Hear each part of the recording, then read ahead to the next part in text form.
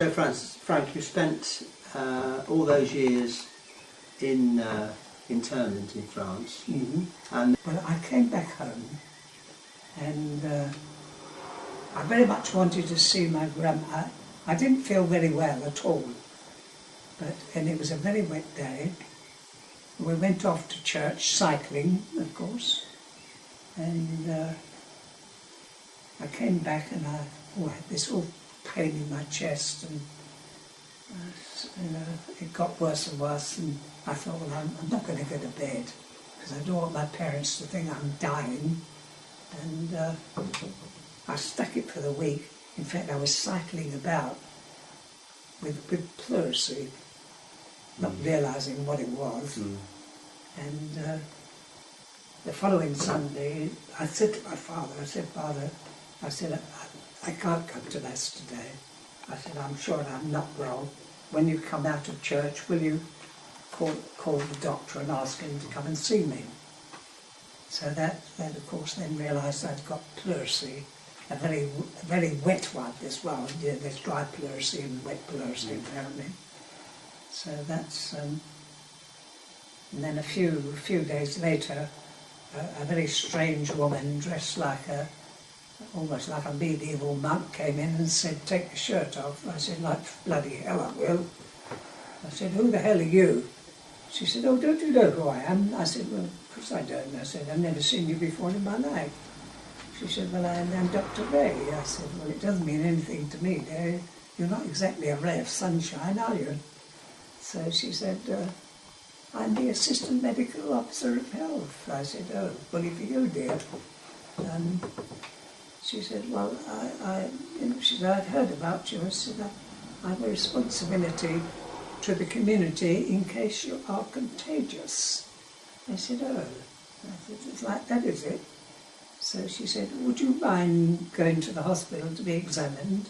I said, no. I said, it'll put your mind at ease, my dear. Certainly not. So, of course, off I went, and the next thing they wanted to keep me in.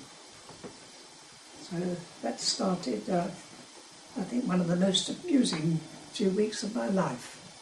So having decided that you weren't going to be a white father, yeah. How did your life pan out from there? Well,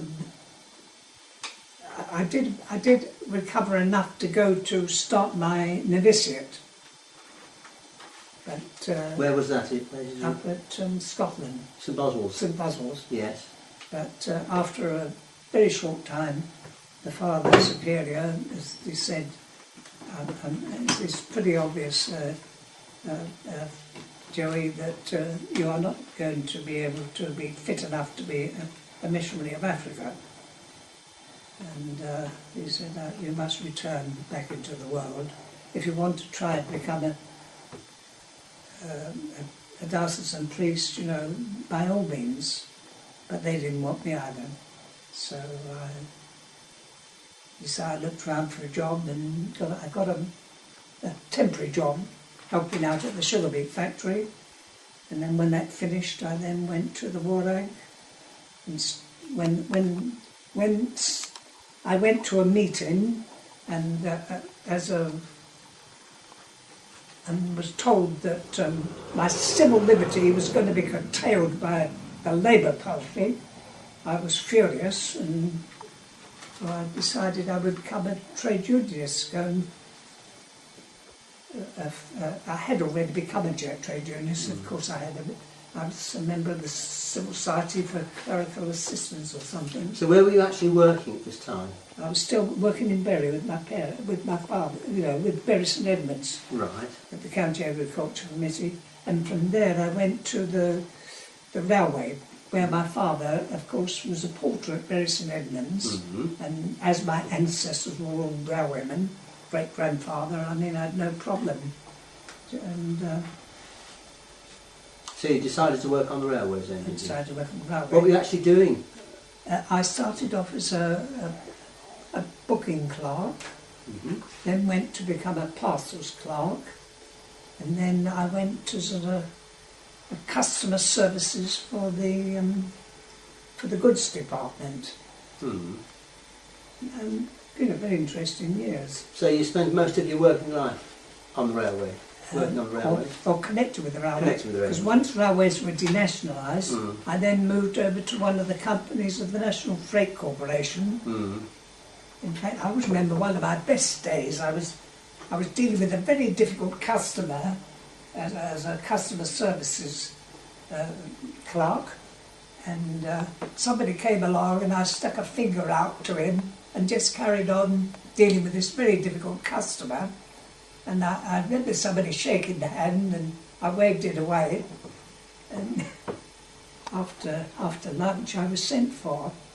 And apparently I had offered my finger to the chairman of the National Freight Corporation. Right. Then when I got towards the age of 63, my father obviously had... I was living with my father. I lived with both my mother and father and saw them both to the grave.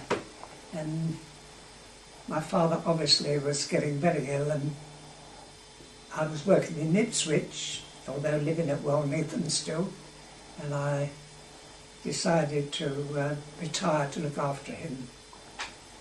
And he retired. He died 6 weeks later, which was my 63rd birthday. Oh. And I thought, well, it was ridiculous living in a 4-bedroom little cottage. Mm.